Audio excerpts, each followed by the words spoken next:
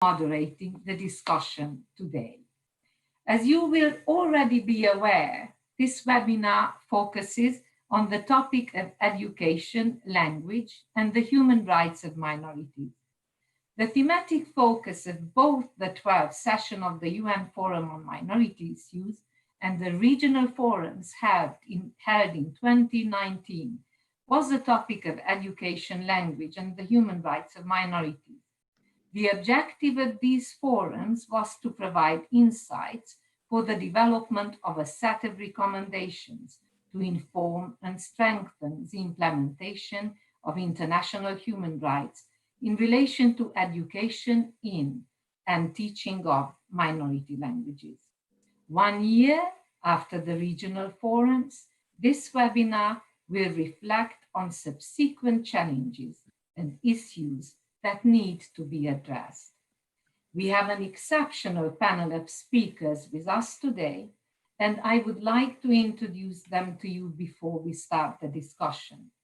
We have Nuha Green, OHCHR Minority Fellow, OHCHR Regional Office in Tunisia, Nurjan Kaya, Human Rights Lawyer and member of Mesopotamia Foundation, Turkey, Shivani Nag, Assistant Professor in the School of Education Studies at Ambedkar University, Delhi, India, Tomasz Kish, Research Fellow, Romanian Institute for Research on National Minorities in Romania, and Dr. Fernand de Varenne, UN Special Rapporteur on Minority Issues. Finally, I would like to remind the audience that they are encouraged to submit questions to the speakers through the Zoom chat function. These questions should ideally be addressed towards a specific speaker and be clearly linked to the topic of the discussion. Please try to submit your questions during the speaker's 10 minutes presentation. Questions will be selected by my colleagues, which I will then pose to the speaker or speakers. Questions will be asked after all presentations have been made. Please note, due to time restrictions, we will unfortunately not be able to respond to all questions. Each speaker will have time to answer approximately 2 questions only. However, all questions will be collated and shared with the offices of the UN Special Rapporteur on Minority Issues and the OSCE High Commissioner on National Minorities. And here we are. I would now like to give the floor to Nuha Green to present the 3 key issues or challenges she wishes to highlight in respect of Tunisia. Over to you, Nuha.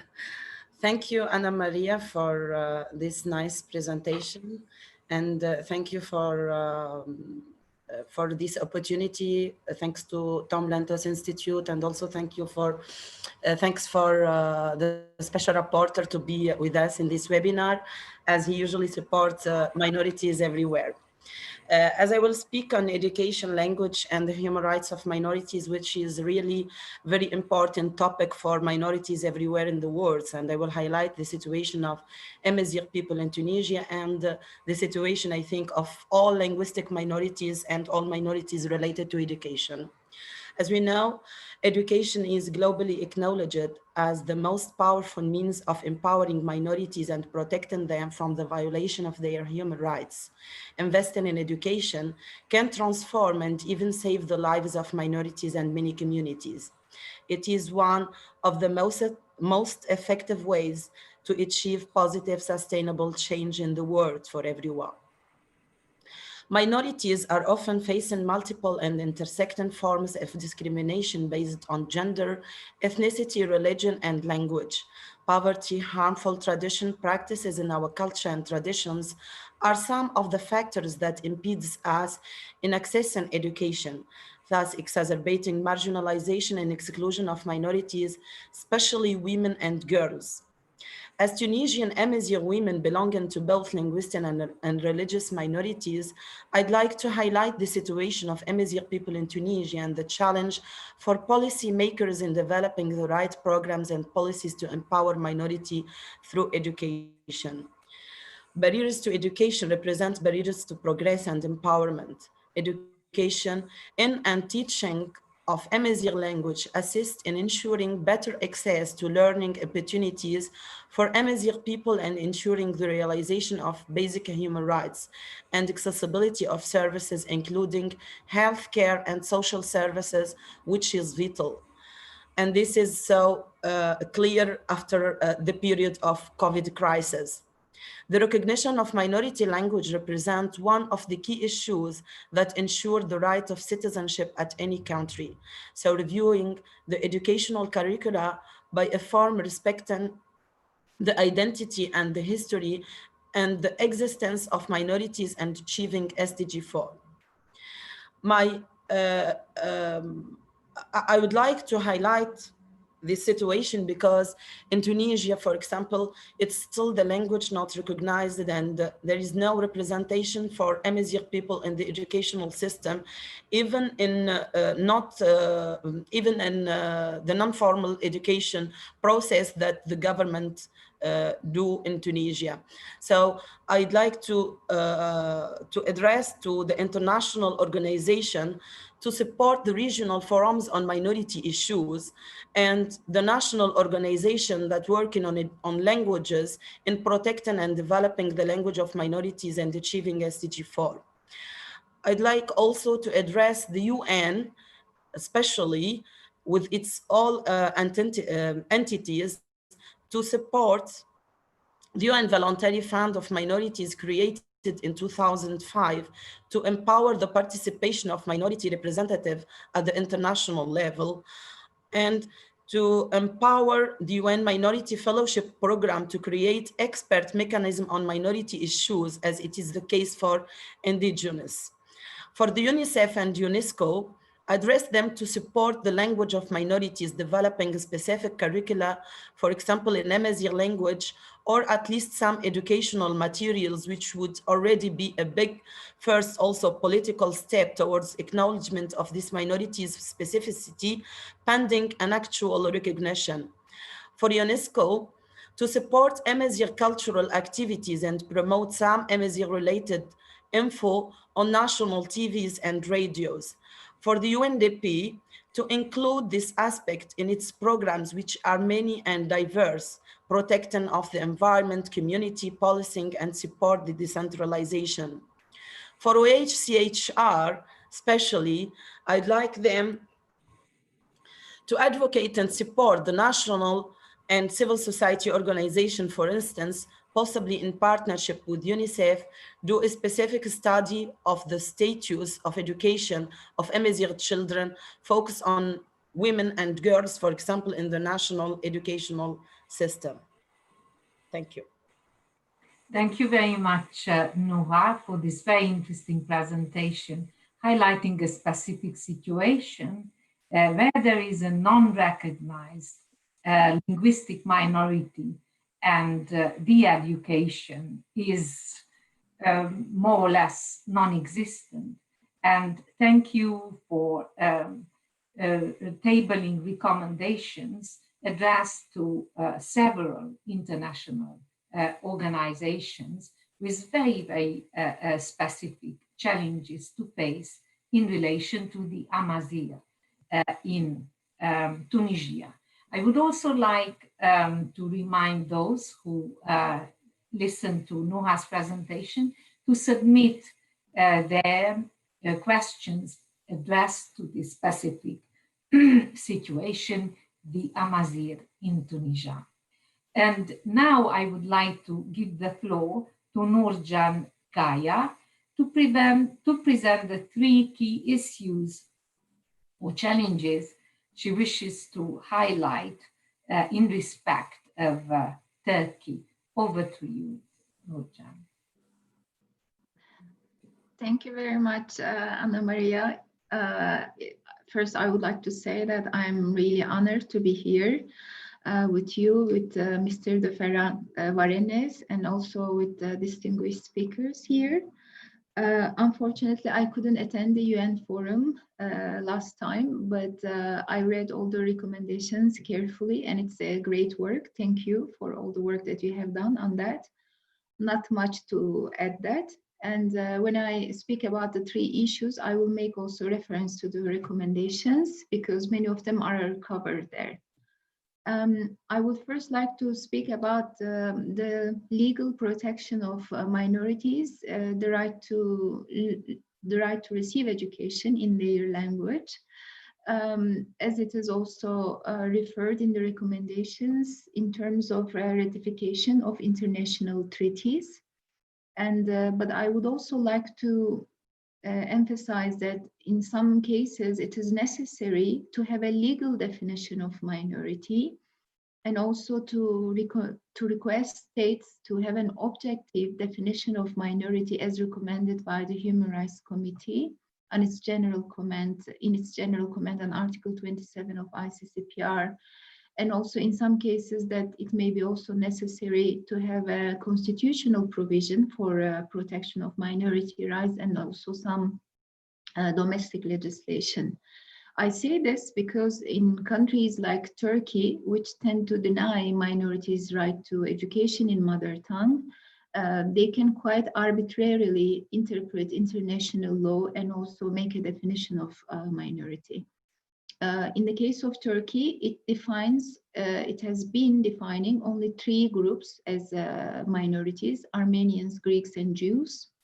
And since 2014, thanks to a court judgment, Assyrians are also they can also be defined as minorities, and all other ethnic, religious, linguistic groups that live in Turkey, and their population is like millions and millions, they are all left unprotected. And when it comes to international treaties, Turkey has ratified some, but those that it has ratified, it has put reservation on its clauses related to protection of minorities. And the reservation means that Turkey will limit implementation of the treaty provisions with the officially recognized minorities only. So that means that when state reports to the international monitoring bodies, it only speaks about these officially recognized minorities. And also it argues that the monitoring bodies cannot assess the situation of the other groups. So I think that when we speak about also in Turkey, there is no constitutional provision on protection of minorities and also no legislation. And this means that sometimes some of the rights that they provide to these officially recognized groups, and even sometimes to the other ones, it means that there is no legal basis for that. So the other day they can change their mind and then they can just suspend those rights. So I suggest that international monitoring bodies do not only recommend states to ratify treaties, but also recommend them to lift these sort of arbitrary reservations on the treaties that almost make them impossible to be implemented, and also to make sure that the definition of minority is not made arbitrarily, but it is according to objective criteria. Another issue that I would like to speak about is that education in mother tongue, or let's say multilingual education, is a human right, but it is also for the benefit of children, for well-being of children. And this is also included in the recommendations to tell the states and even some private bodies that they should do some work to highlight this, to inform the society about this. And I think this is a very important issue, particularly in the cases like in the countries like Turkey, because Turkey doesn't only deny this right, but it also has created this official narrative that says that demanding minority rights education, minority language education is a separatism. They have politicized this topic, And also they have in a way made people believe that education in mother tongue will be harmful for children. It's paradoxical because many minority schools, the Armenian, Greek, and Jewish schools that exist in Turkey, they provide very good education. And actually, the bilingual education that they provide proves that the education, multilingual education, is not harmful for children.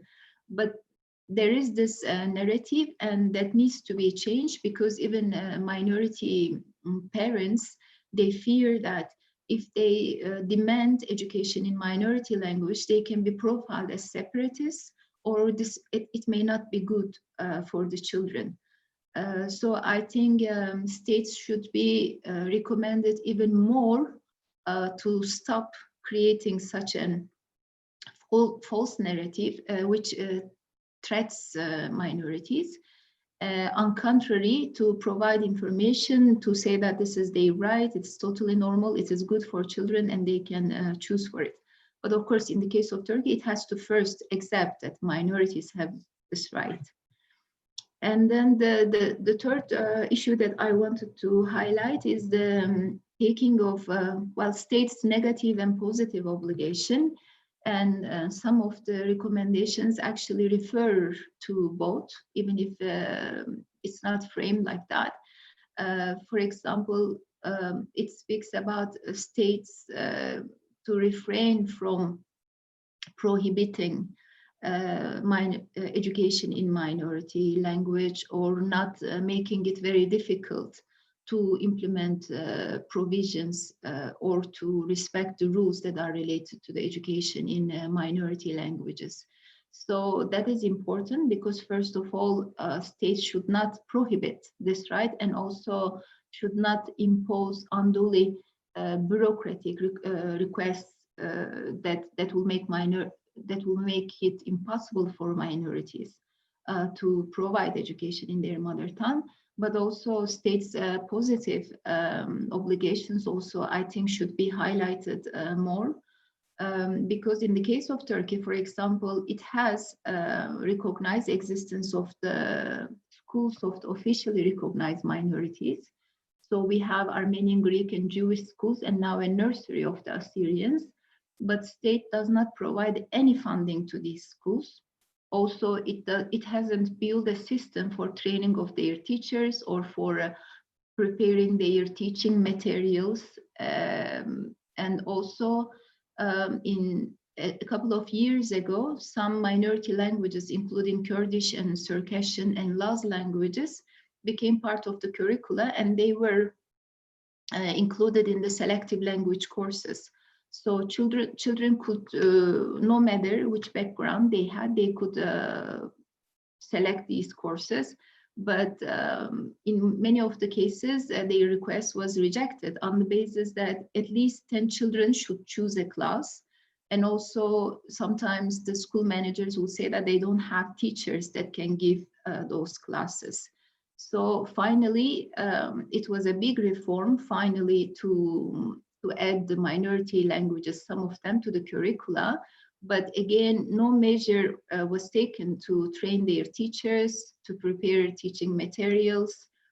And also the conditions of providing those classes was made very, very difficult. Almost in some of the cases, it was impossible for people to get those classes. So in the case of Turkey, because only a few groups are defined as minority, and they are able to exercise their education in minority language to a certain degree while facing a lot of discriminatory treatments. But all other groups in Turkey are denied this right. So they are not able to get education in their mother tongue. That's all I will say for now. Thank you very much. Thank you very much, Nurcan, for a very complex presentation, flagging up crucial issues, both in minority protection as well as in regarding the rights of education in minority languages. I noted that you mentioned the objective criteria related to the definition of minorities. It's very interesting to hear that when there is a shift towards the more subjective self-identification of minorities, but in your case, we see it very clearly that in the face of state denial, self-identification is not sufficient. Hence, the objective criteria and reinforcement of the objective criteria in the definition and recognition of minorities is of utmost importance. You also highlighted that non-recognition goes with not being protected. That is, again, a very crucial issue. And also how the state can regard minority protection as separatism, stigmatize education in minority languages, and provide a whole range of disincentives, direct and indirect, for parents to stay away from from education in minority languages, and indeed see it as detrimental to their own children.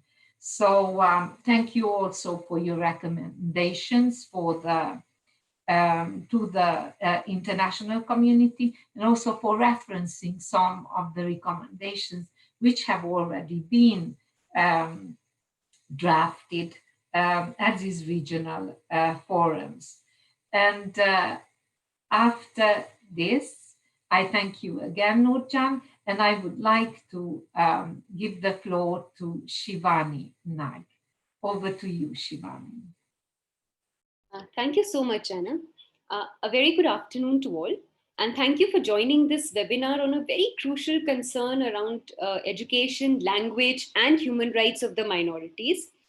It is difficult to talk about human rights and human dignity and not acknowledge that for the same to be claimed and defended requires us to be aware of them and to be aware of the legal and other processes through which any denial of our rights can be challenged and resisted. This makes education and language not just two among several human rights, but rights that are intricately linked to the safeguarding and strengthening of our other human rights. Here it is also important to emphasize the link between language and education. Education is not mere accumulation of facts. Education involves strengthening of processes, abilities, skills that we need to acquire new knowledge, abilities to critically engage with existing body of knowledge, reflect on it, examine gaps in it in order to advance it, and also challenge it in light of newer evidences and experiences. So processes of education should make us not only recipients of established knowledge, but active seekers and advancers of it. This requires an active thinking. It requires thinking about thinking, which cannot be imagined in absence of language that has evolved in one's own socio-cultural political context. A language in which, more than rehashing rehearsed answers, we can think of and articulate complex questions. A child's critical thinking abilities develop not by memorization of facts, but by asking questions, focusing on the hows and whys, trying to explore the links between ifs and whats, right? So if I throw this pebble against the direction of the wind, then how far can it travel? Or why does the apple fall on ground and not stay mid-air? How does a balloon fly? These are the questions rooted in our everyday experiences through which knowledge advances, questions best articulated in language, which is also rooted in our context. We all know of several words in every language that are not easily translated in another language. If you just start learning French, Tamil, or Russian, at best you may be able to ask name, directions, prices, of certain objects, right, in a brief period of time. But to be able to ask questions marked by curiosity, exploration, and inquisitive striving, it takes more time, a time that is denied to thousands and millions of children whose home language is not the same as language of the school. In saying this, I'm not suggesting that a child should only remain with one language. In fact, in countries like India, where I come from, multilingualism instead of monolingualism is the norm. And there is significant research literature documenting the benefits that multilingualism has on children's brain development, educational achievement, economic mobility later, and also tolerance and empathy. However, learning must begin in child's own language, and any shift, if needed, to another language cannot and should not happen, right, unless the child has gained a considerable proficiency in the later language to be able to think in it, to be able to ask complex questions in it. If we do not do this, we are contributing to disadvantaging students from becoming active learners. And this is a serious violation of their rights to equality and non-discrimination. In their paper on human rights perspective on ecology of languages, Tove Skutnik-Kangas and Robert Phillipson share that only a few hundred of nearly 7,000 languages spoken in the world are learned in education systems, and fewer still are used for teaching. In India, the 2001 census yielded around 1,635 rationalized mother tongues. However, as per reports of the National Council of Education, Research and Training in India in 2009, only about 47 languages were being used as medium of instructions in school. The number decreases as we move to senior school, and it becomes exclusively English as one moves to higher education, with very few exceptions. So this should make us wonder as to who are the children who stand disadvantaged due to this. And in light of this, the three key issues I would like to raise are: first, we often find that when it comes to provisions for teaching in children's home language, especially for children from minority language communities, the policy provisions are worded in a way that allows for some very minimalistic, tokenistic, non-committal provisions. For instance, the articulation in the Right to Free and Compulsory Education Act of India recognizes the need that children should be taught in their mother tongue for as far as practicable. Now, this may be progressive in intent, but we find models of education in India where this gets translated to use of some minimal bridge materials at pre-primary and primary levels, or early exit transition programs where the mother tongue of minority language speakers is made to exit after grade 5. Such restricted use of children's mother tongue is not adequate to help draw children into complex academic thinking in, say, mathematics or science. When the children's language is brought in for such short periods, much of the focus goes in helping them transit to the dominant language through the use of their home language. And in that anxiety, teachers often fail to use children's home language to help them think about subject content. As a consequence, conceptual foundations in mathematics, science, environmental studies, geography, etc. are sacrificed, creating a conceptual gap, which is difficult to fill as children advance to higher grades. So we have works of scholars like Jim Cummins, Ajit Mohanty, Tove Skutnik-Kangas, who offer useful insights regarding what is the minimum number of years, less than which inclusion of children's home language does not lead to significant benefits for the child's learning.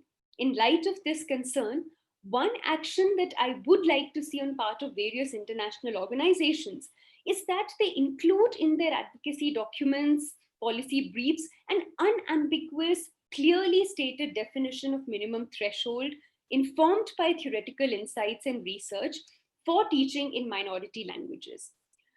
The second key concern that I wish to highlight today is that even if we recognize the educational benefits of mother tongue teaching for children in school, as long as the languages of the minorities and the minoritized continue to remain absent in colleges and universities, it will deter parents from opting for mother tongue based school education for their children, even if the opportunities for the same exist.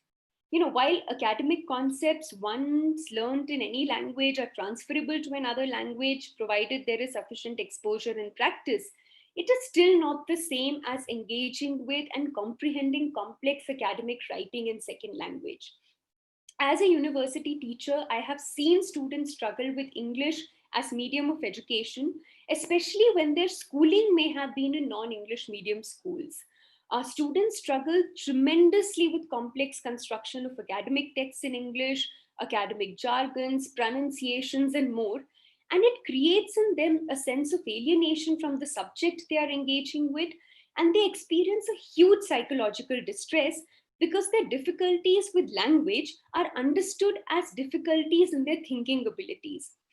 In context of India, where affirmative action-based admission policies have importantly contributed to expanding the access of higher education, the challenges of languages, since higher education in India is almost exclusively in English, have made continuation extremely difficult for many.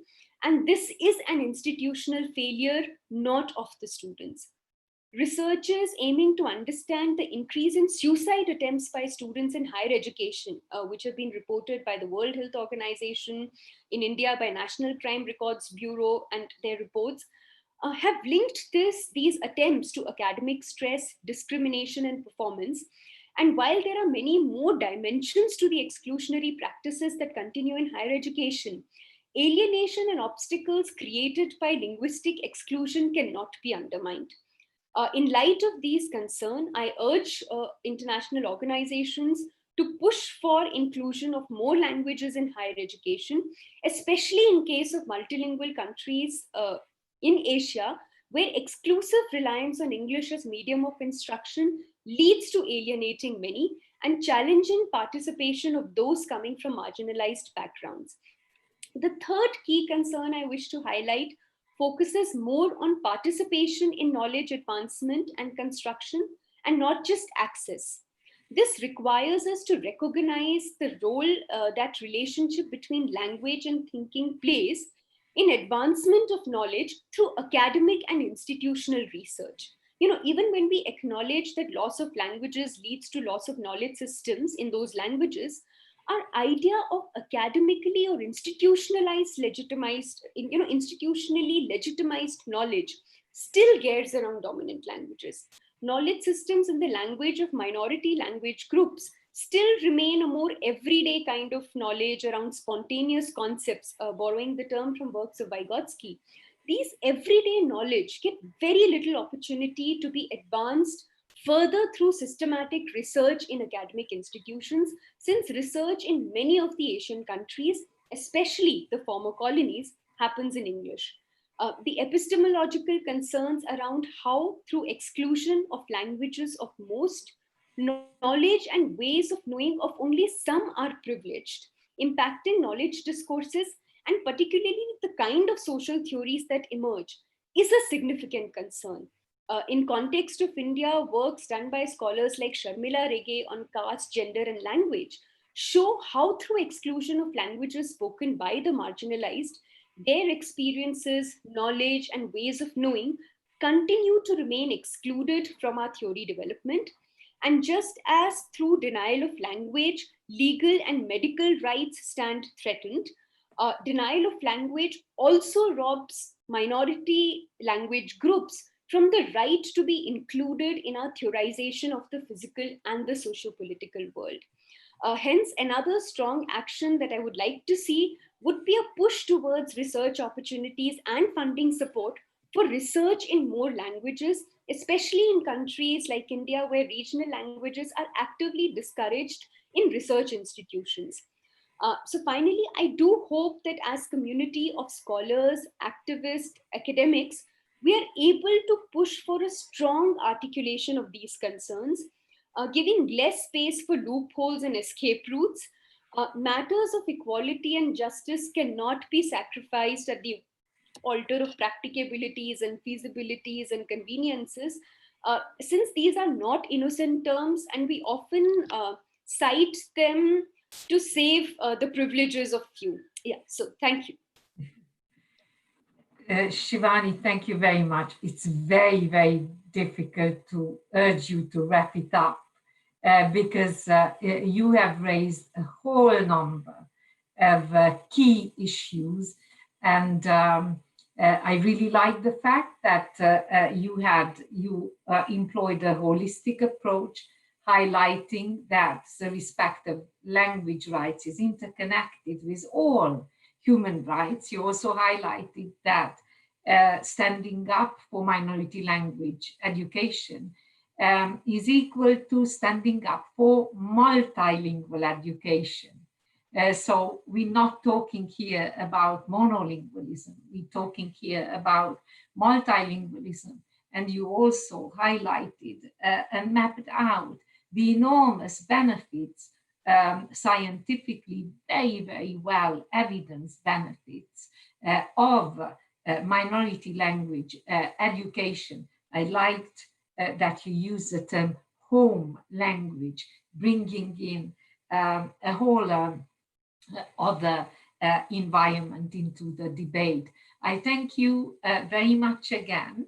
And now I'm turning to our last speaker, Tomasz Kish. In the meantime, don't forget, please, to submit your questions. Many questions were submitted already. I can see that, but fire on, submit them and address them to the speakers. Over to you, Tomasz. Thank you. Thanks a lot for inviting me, and I'm really glad to be among the speakers. And I would like to address the issue of the indirect discrimination of students learning in minority languages. And I would refer primarily to the case of Romania, but in some instances also to similar European cases. Educational policies and models of minority integration vary greatly among countries. And there is no consensus actually on what forms of bilingual education are desirable for minority children, or on whether children belonging to linguistic minorities should be educated in separate minority administrated institutions or in integrated settings together with with children belonging to the majority. However, there is a consensus that linguistic minorities should have access to quality education, that they should have equal access to different levels of education, including tertiary education, and that they cannot be discriminated against during the educational process. What is quite important that both in Western and Eastern parts of Europe, there are a couple of countries that through their internal legislation decided to guarantee rather strong forms of minority language-based bilingual education and to institutionalize a quasi-parallel state-financed system of minority language education. Such examples are Belgium with a German language system, Switzerland with parallel French, German, and Italian language education, Finland with its Swedish language system, the United Kingdom with Gaelic language education, Spain with education in Basque and Catalan languages, Moldova, Latvia, and Estonia with Russian language education, Lithuania with Polish and Russian languages, Slovakia, Serbia with Hungarian language education, and Macedonia and Montenegro with the Albanian language. Romania, with its Hungarian language education, is also a prominent example and one of the Eastern European countries that went quite far in institutionalizing minority language-based education. The last educational law in Romania recognizes the right for native language education at all levels, and it actually calls for a rather strong form of minority language education. In Hungarian language schools, practically all subjects are taught in Hungarian, except the Romanian language and literature. And the law encourages the formation of separate educational institutions. Moreover, it guarantees some weak forms of minority control over the educational process. The outcome is quite obvious and spectacular. because in Romania, a state-financed and quasi-parallel system of Hungarian language education was formed, and there is an ongoing process of so-called Hungarianization of the educational environment, which in terms of macro indicators means an increase of the proportion of minority students educated in their mother tongue, an increase of those educated in separate Hungarian educational units, and that the Hungarian language and elements of the Hungarian national canon actually gain ground in the curriculum and in extracurricular contexts, such as the linguistic landscape of the separate Hungarian schools. And based on these elements, Romania is often regarded as a positive example of minority policies and as a positive example of soft conflict resolution. I argue that it is actually not. And that we should be more careful when evaluating Romania or other countries with similar systems of minority language education. My general argument is that these cases cannot be evaluated solely based on the above mentioned elements. Minority language education and separate minority controlled institutions might be a good solution if minority parents willingly enroll their children in such schools. I do not want to argue against these settings, but indirect discrimination, systemic inequalities, unequal access, and the possible marginalization of the minority communities should also taken seriously in these cases too. States like Romania are not obliged to channel financial resources that they should provide for the education of minority children into such a quasi-parallel minority educational system. However, if they decide through their internal legislation to do so, then they are obliged to avoid indirect discrimination to marginalization to, and they should undertake efforts to provide equal resources and equal opportunity for minority language schools. The opposite leads to marginalization of the minority group and cannot be regarded otherwise than structural discrimination. In order to evaluate Romania, we should understand these institutional processes, and we should monitor the quality of education in minority language schools actually. And in Romania, systemic discrimination and unequal access are quite obvious in many respects. For instance, minority language textbooks are of lower quality and in some cases are inexistent. Majority language textbooks do not reflect the minority contribution and often circulates stereotypes concerning Hungarians. Most importantly, this is the case of history textbooks in Romanian.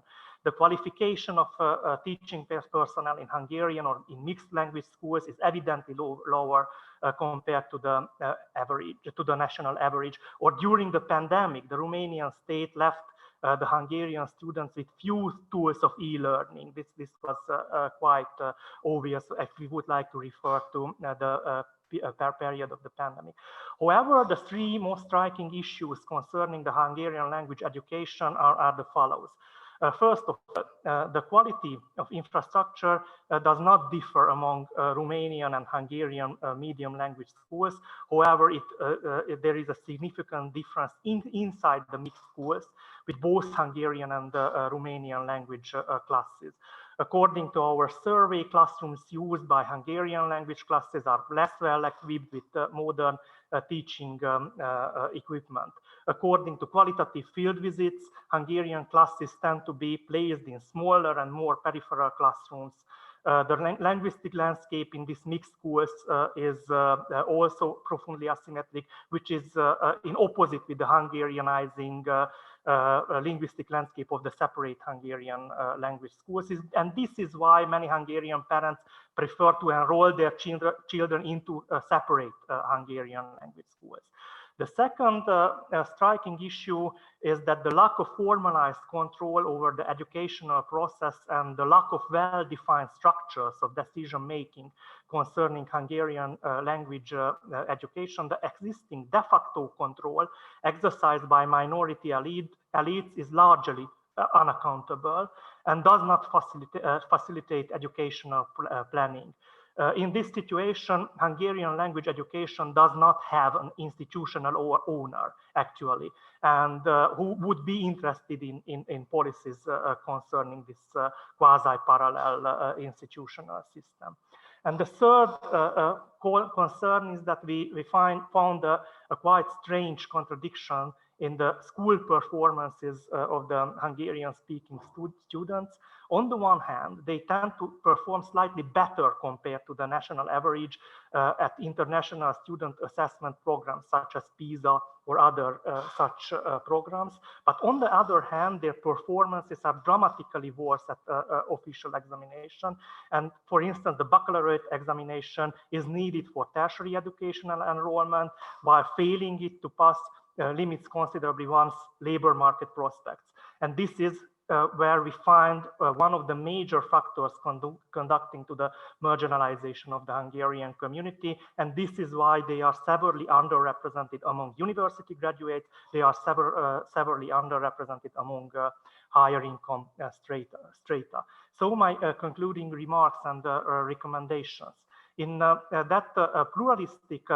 in the case of these pluralistic educational policies, opting for minority language education and quasi-separate or quasi-parallel minority language educational system might be good, but cannot be the sole criteria of evaluation of the educational system of such countries, but it should be combined with a focus on systemic inequalities and indirect discrimination. And in this regard, we would need clear standards and guidance from the part of the UN and from the part of other international organizations and other international norm interpreters, how to define indirect discrimination and systemic inequality in case of such a quasi-parallel minority language educational system. Otherwise, minority language education, even if it helps cultural and linguistic reproduction of the minority group, might lead to educational ghettos and might lead to the marginalization of the minority population. And that is what is happening with the actually with the Hungarian students who are educated increasingly in a Hungarianizing institutional environment, but at the end of the educational process are examined through tests elaborated for Romanian monolinguals. And I think that this is a central problem in that cases, especially in Eastern European cases, where this kind of quasi-separate or quasi-parallel institutional systems of minority language education exist. Thanks a lot for. Thank you very much, Tomasz, for this, for presenting so eloquently a very complex and paradoxical situation where at face value, you could say, yes, there's a separate education, minority language education, assimilation is excluded, yet marginalization is reproduced, if not aggravated. So it's an enormously paradoxical situation that you can have a minority language education which reinforces the minorities' marginalization and exclusion rather than integration. So it's a very interesting case, and thank you for the recommendations. And now, with all the cases presented, we turn to Dr. De Varenne, UN Special Rapporteur on Minority Issues, to give his own views on all these cases presented. Over to you. Well, thank you very much. Hello, everyone. First, I'd like to congratulate Tom Lantos Institute and also the Human Rights Consortium of the University of London, Anna Maria, Corinne, and all their team members for organizing, well, first of all, a much needed and a welcome series of webinars on debating challenges for minority protection, and starting with this one. And also, I'd like to thank the four speakers, the four expert speakers, Nuha, Nurcan, Shivani, and Tomasz. Now, I think most of you know that language education and the human rights of minorities was the thematic priority of my mandate last year, and the theme for my mandate's first 3 regional forums around the world, one in Tunisia for Africa and the Middle East, another for the Asia Pacific region held in Thailand, and the European Regional Forum held at the European Parliament in Belgium. But in addition, I think most of you, or at least many of you, are aware and may have participated also in the United Nations 12th Forum on Minority Issues on this very same important topic that was held last November, at the end of last November, at the Palais des Nations in Geneva, Switzerland. Now, I just used the word important topic, and I just want to emphasize its importance and significance by pointing out that there were around 1,000 or almost 1,000 participants last year when you combine all of these forums, and a very large number of recommendations, and I think even in their hundreds even. We're still in the process of digesting all of these, and your discussions and your insights really today will also be taking into account, as I hope we'll be able to produce next year at the United Nations a publication on some, let's call them for now, minimum standards and practical guidelines, as some of you have actually suggested today. And I just want to reiterate, as Ana Maria mentioned earlier, how it's impressive. This is an impressive webinar, because in terms of participation and scope, I want to emphasize this, you are well over 300 registered participants, and I guess many, many more from all over the world have been able to connect through YouTube and watch these proceedings. And I'd like to just call out a few of them. There's people from Cameroon, France, Hong Kong, India, Ireland, Myanmar, Nepal, Nigeria, the Philippines, Turkey, and of course, many more. And the reason I'm doing that, to state the obvious, it is to point out how much we have a very wide geographic spread from around the world. And this, to me, confirms very clearly the extent this issue, education, language, and the human rights of minorities, is of huge relevance and response to a need that we have to be more directly and more comprehensively addressing at the United Nations, in international organizations, and obviously by national governments.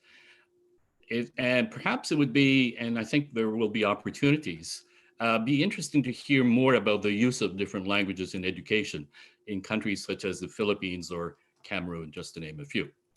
Now, from what the expert speakers have shared with us, the questions and also the responses that we've heard, and as well as some of the messages you've sent through the chat function of this webinar, and which are being collated by the organizers, it seems to me that there are 4 key points which stand out and which we'll be keeping in mind as we continue, because this is only part of a process.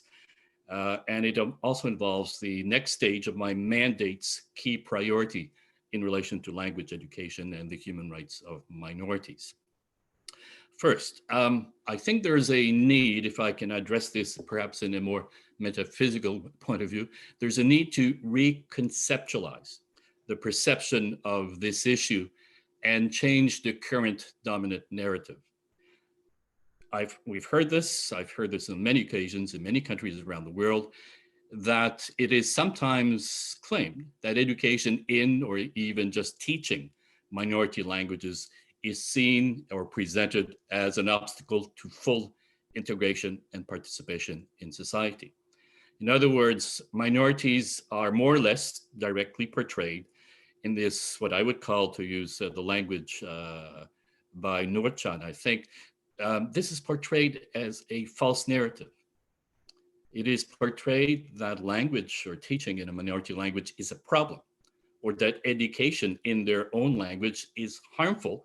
And I've heard this, even in some cases, dangerous for national unity. So I think the solution to this false narrative, once again, to use the expression coined by Nurcan, then is to or the way this false narrative is presented is that minorities should only therefore be taught in the official or dominant language in order to integrate them successfully. And this false narrative rejects what is scientifically, I think, quite clear. The scientific pedagogical evidence demonstrates quite clearly that children learn better in their own language, that they gain more effectively the skills to acquire fluency in other languages when they are first taught in their own, as long as possible. Unfortunately, you can still hear, or at least sense, this false narrative that teaching in a minority languages actually discourages integration, not only from some governments, which insist education should only be in one language at the national level, but even at times, and I have to admit, even at times, I can hear this among certain officials from international and regional organizations who are not always quite fully appreciative of the important consequences for minority children, their identities, and their opportunities not to be taught in their own language. So that's perhaps we need to rephrase this narrative in a way which is more positive and actually more accurate. Second point I've retained, this false narrative, by the way, also has, I think, the perverse effect of weakening human rights protection, of putting policy above human rights, and of ranking minorities as unable to properly decide what is best for themselves. I've heard this presented in different ways in a number of regional forums, and also mentioned more or less directly in the webinar. But essentially, it's the approach by some governments that put policy above human rights, to put it in blunt terms. That in the name of integration or even assimilation, and we still hear the word assimilation, by the way, in some parts of the world as a desirable outcome. In the name of this, of integration or assimilation, it's presented as if minorities must not be allowed to be taught in their own language, and ignores or denies that there is any right, any human right connected to using a minority language in education. This is actually very frequently encountered. Clearly, as some of you have argued, I think forcefully, no country is above its human rights obligations. So there needs to be I would say, and this is one of the point I've retained, there needs to be awareness raising, greater visibility and greater clarity to the fact that when we refer to education and minority languages, there are human rights obligations which must be absolutely respected, and that policy decisions, whether you call them policies for integration or any other policy approach, cannot violate fundamental human rights in international law, including the human rights of minorities in education. One of the third issues that I retain, more than one of you, I would say, have emphasized the need for greater clarity about what are the appropriate thresholds, I think, as Giovanni has suggested. What are exactly the human rights obligations in different situations for not only the teaching of, but also teaching in minority languages. Clearly, and that's what I've heard, not only here, but also with various forums, it must be made as simply and clearly as possible what states must be doing to comply with their legal obligations under international law, and what parents and children can reasonably expect to have access to in pursuance of their human rights.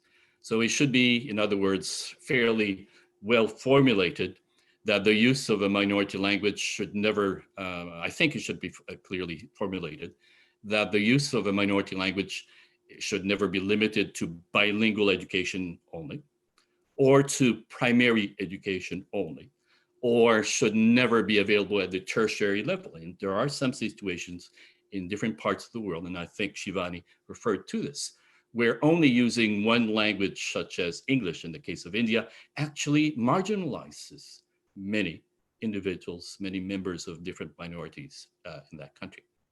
And I'd like to also emphasize here the need, which I think came out in the presentations, that conceptually what we are referring to, once again, are the human rights of minorities. It's not always useful to actually simply describe this as minority rights. I think it's a convenient way of doing it, but there is perhaps the danger that some governments may consider minority rights to be a somewhat weaker category other than real universal human rights. I think this needs to be set out much more directly and convincingly, and I think Tamas and others have raised the point by emphasizing how and why education in a minority language must occur without discrimination. If, for example, in areas such as access to appropriate resources and facilities, and that this not be second-class education, which is unfortunately too often the case. I will end, as I have also time restrictions, to point out two things very quickly. First, last year in my report to the United Nations General Assembly, I presented in a report dealing with the concept of minority from a purely objective point of view. I have to emphasize that. And currently in the report I am finalizing right now for the UN General Assembly, I am providing this clarification on the significance of the 4 categories of minorities: linguistic, religious, ethnic, and national. So I think to end, I would add that currently, as part of the process that was initiated under my mandate last year in terms of regional forums and the international forum, Minority Issues on Education, Language, and the Human Rights of Minorities, we are working towards preparing a practical guide, and if you will, thresholds in terms of applying the human rights of minorities in the area of education in relation to their languages. And this actually webinar and the contributions of experts, I hope, will be able to actually provide us also with insights in which to prepare, hopefully next year, this practical guide and clear guidance in this area, this important area of human rights. Thank you very much, everyone, for your participation. Thank you very much, Fernand, for an update on processes in the UN, as well as for your substantive reflections on the points given. And now we are turning to responding to questions, but not before. I thank again to all our presenters for their very thoughtful and interesting, complex presentations.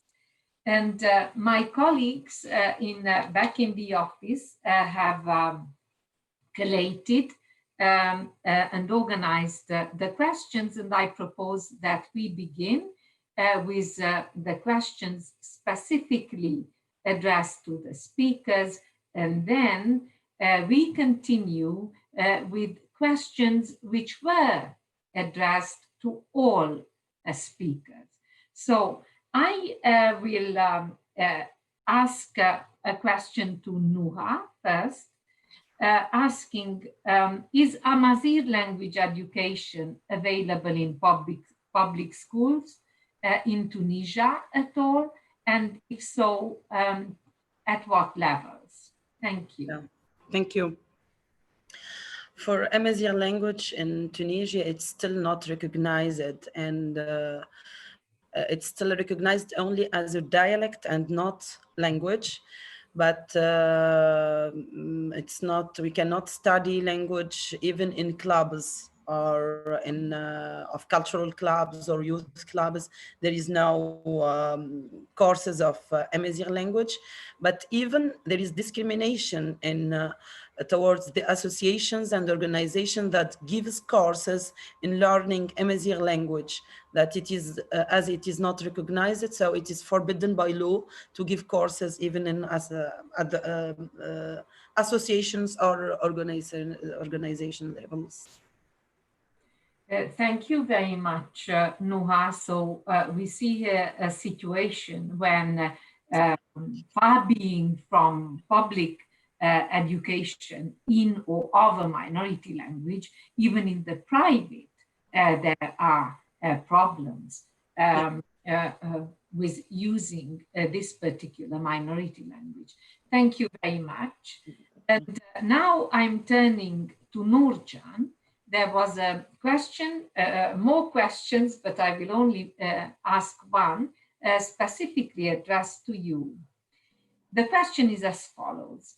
What can be done to challenge the narrative created by the Turkish government that labels minority groups as separatists, when in reality, they are simply seeking to exercise their rights, such as the right to education in their language? This question was raised in a context in which the person who asked the question points out that in fact the Turkish government supports separatist language, minority language education in other countries. Yet it denies from its own minorities at home. Over to you, Nurcan. Thank you thank you to the person that asked the question, and that person is right. Turkey's foreign policy includes promoting Turkish language education in many countries, and then it supports them diplomatically, but also sometimes financially and in other ways, and also it advocates in some countries for including Turkish in their education system. But then when it comes to Turkey, then as I explained, it denies the mother tongue based bilingual education or whatever you call it to most of its citizens. And it has created this narrative. And I think the false narrative can be challenged with the information, with knowledge. Knowledge is the biggest power that we have as human rights defenders. I think the first thing that we need to do more is to speak about the benefits of education in mother tongue. As Mr. De Varenne also mentioned, that we have a lot of academic studies that proves that education in mother tongue is beneficial for children. It develops their self-esteem, increases their success in school. They have better integration in the school system. Even the parents of children become more connected to the school. So there are lots of studies that prove that. I think we need to speak more about it as the minority rights groups and also the human rights defenders. But I think also international monitoring bodies, international institutions also should use their power maybe to produce and to share this information even more, as much as possible. And the second thing that we need to do is also, I think, one of the most challenging thing for the false narrative is the experiences, good experiences as well. In many European countries and in other countries all over the world, there are so many places where many minority languages are accepted as official language or language of instruction in schools, or they are included in the curriculum. And some of the good practices can also be shared with the population in the countries where there is a strong false narrative. And in the case of Turkey, for example, we can speak, of course, about the experiences in other countries, but even people do not have any knowledge of the minority schools in Istanbul. Armenian and Greek schools, they provide bilingual education, and the Jewish school provides Jewish teaching.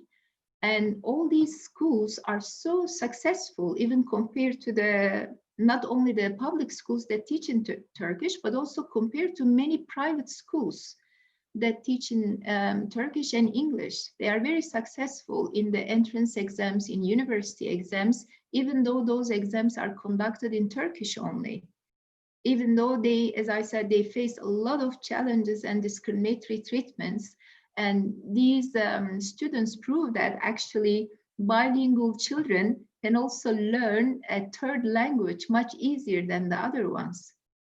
So the children that study in our minority schools, they learn their mother tongue, they learn Turkish perfectly, despite what the officials say in Turkey, but they also learn English and even maybe Spanish or another language very well until they graduate from high school. So I think knowledge is the biggest weapon that we have, and then we have to share it more. Thank you very much, Nurcan. Again, we have here a very strong case for evidence-based incentives for governments, practically underlying the fact to make the point that multilingualism should be a norm rather than monolingualism. Going to Shivani, opportunities for higher education and research possibilities in multiple languages are very cost intensive. Are they even practical?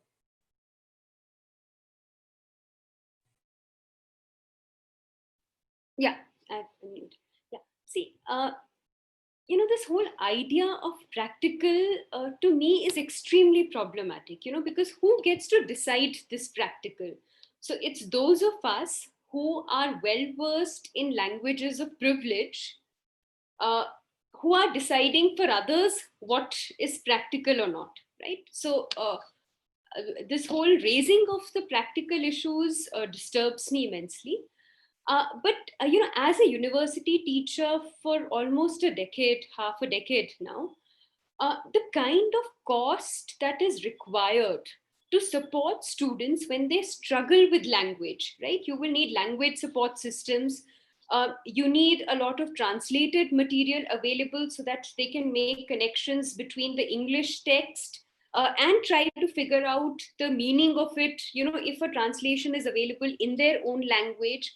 So the kind of institutional supports that are anyways needed when students in higher education are struggling for remedial classes, for English support classes, students taking tuitions outside and so on, it's anyways, when you push student in another language, it is a cost intensive process, which we are not recognizing.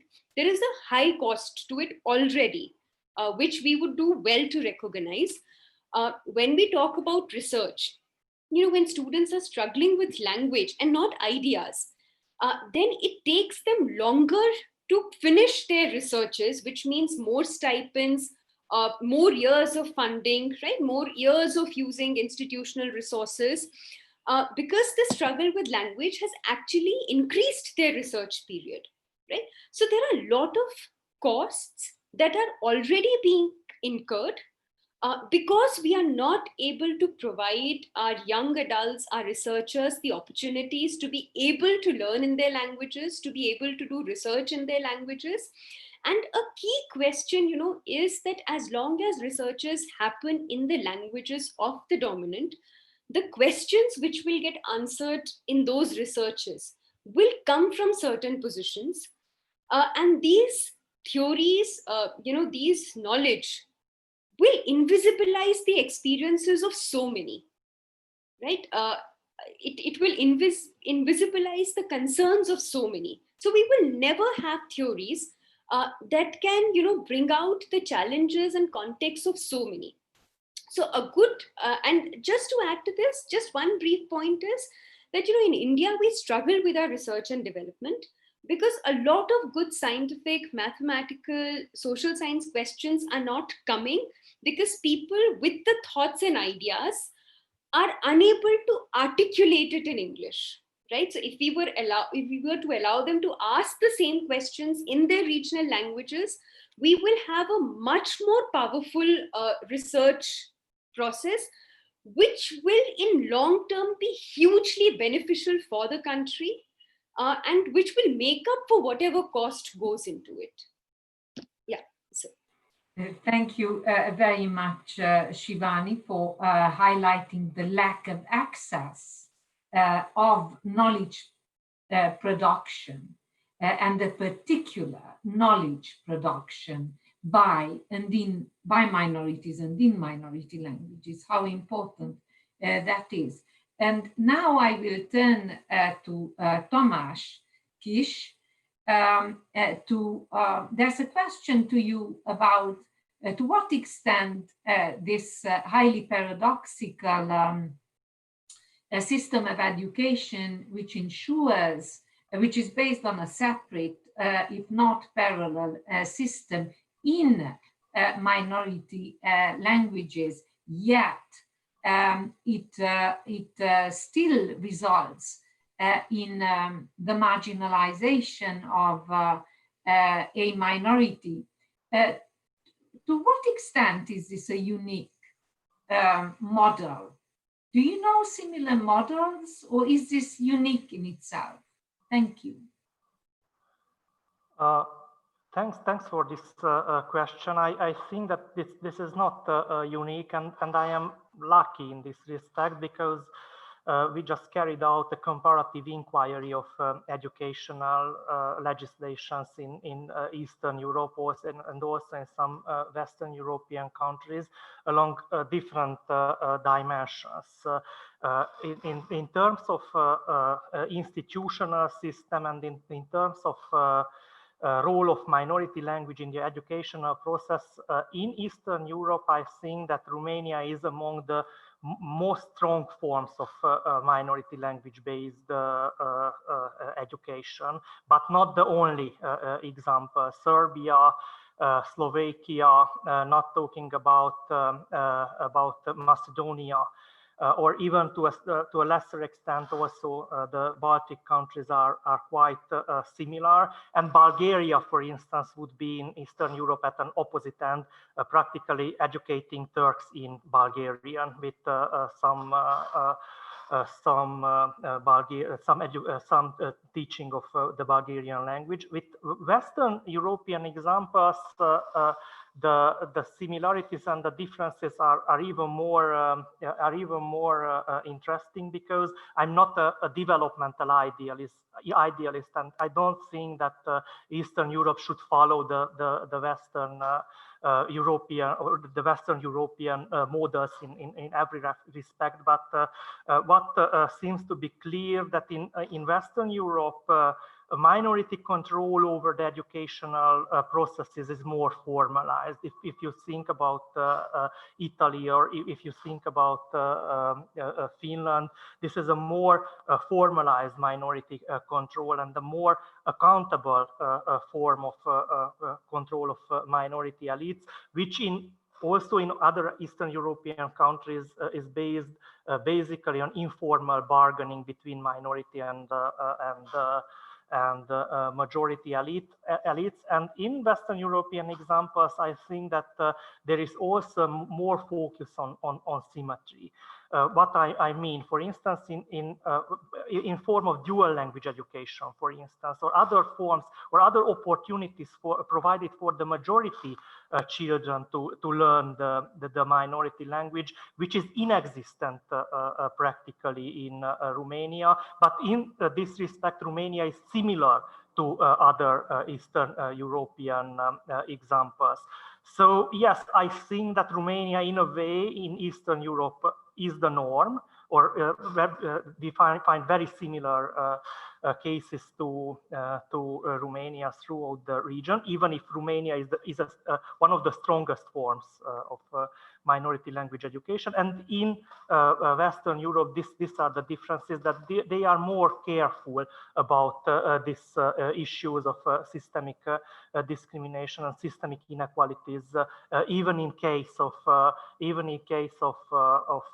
these separate systems, and even if this is not theoretized in a way, and it's not addressed as yeah. Thank you very much, Tomasz. So you make a point here that how informal bargaining between a minority elite, which can be easily co-opted, for instance, and the government to be, how this informality can work against the quality of minority education. since it doesn't allow for robust accountability mechanisms to be developed to ensure a good quality minority language education. Thank you for making the point. And now I have to admit there were several languages which were addressed to all of the panelists, but I can ask only one, and I will ask you to restrict your responses to not more than 2 minutes. The question is as follows. In the context of COVID-19 and related measures, which required students to learn remotely, how did such situations affect linguistic minorities? Were such online learning systems available in minority languages? So that's a question. And then who would like to start? Oh, Shivani, please. Actually, this is a question I've been engaging with, doing online teaching for past 3 months now. And it's a huge challenge. You know, when you're meeting students face to face and they come from multilingual contexts, as a teacher, I'm able to see who's comprehending, who's not comprehending. A lot of teaching happens bilingually, multilingually, lot of language switching in a classroom, which becomes extremely challenging when you can't see who your students are.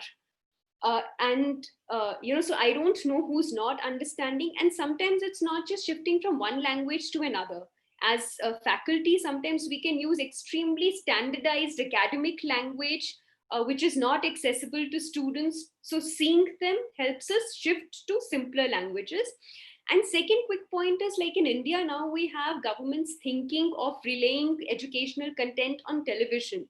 Now, given the number of languages that exist in a country like India, I mean, how many channels would you need to have content in as many languages? Whether this content will be in a very standardized academic language or in a simple to understand language, what happens to students whose own language is a variant of a dominant language?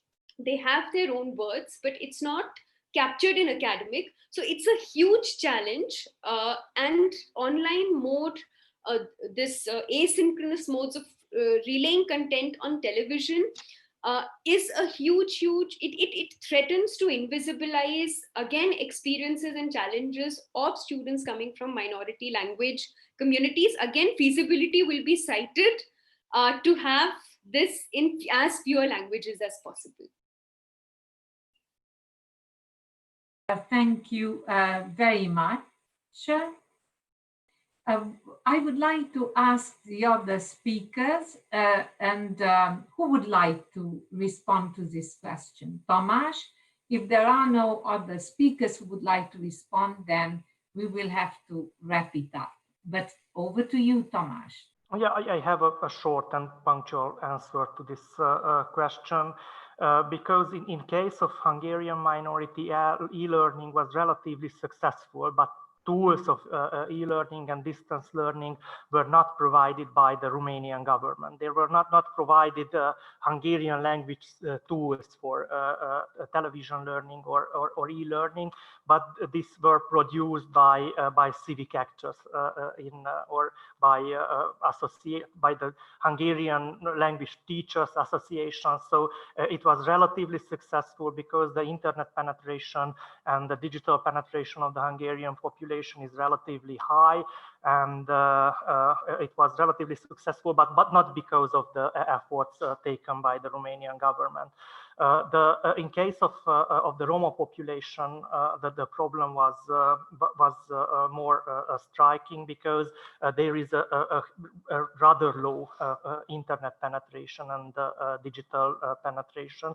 This internet penetration is 2/3 of the Romanian population, but well below 15% in case of Roma population, or well below even 1/3 in case of Roma population. So shortly, in case of Hungarian students, it was a relatively success, but not because of the efforts of the Romanian government. In case of Roma students, it was a catastrophe.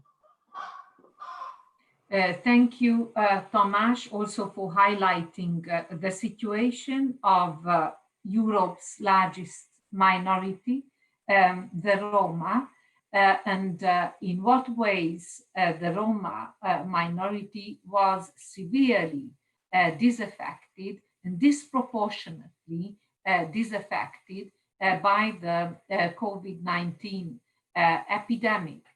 Thank you for highlighting that, and also the state responsibility in the face of such a massive disadvantage minority community faces. I have to look at my clock now, and I have to say we've been doing well, so we're on time to conclude this first webinar. And I would like to close the webinar first by thanking to the audience today extremely interesting remarks and questions they have tabled. And as I said before, we made a promise, which we will honor, that we would collate and submit these questions to the UN Special Rapporteur, Dr. De Varenne, and also the OSCE High Commissioner, Ambassador Zanier, so that they will inform their future work.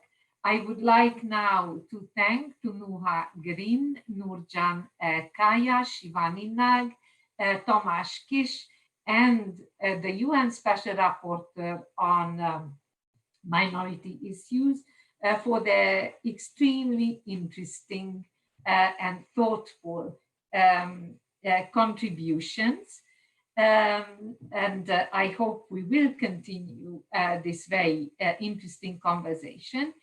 And please note that this webinar recording will be available online on the Tom Lantos Institute's website, YouTube, and Facebook pages, in the video archive of the School of Advanced Study, University of London, and also at the www.minorityforum.info website, organized by TLI and the School of Advanced Study.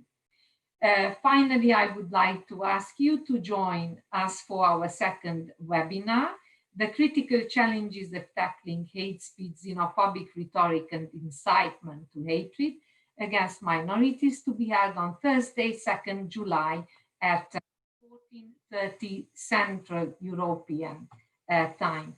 And I couldn't finish this webinar without thanking my colleagues in Budapest, Sean Waller and Evelyn Verhage, to operating so successfully in the background that we could conclude this webinar with no hiccups, no problems. It was great. I thank you to the audience, to the speakers, the special rapporteur, on behalf of the organizers again. Goodbye. Thank you. Goodbye, everyone. Stay safe and stay healthy.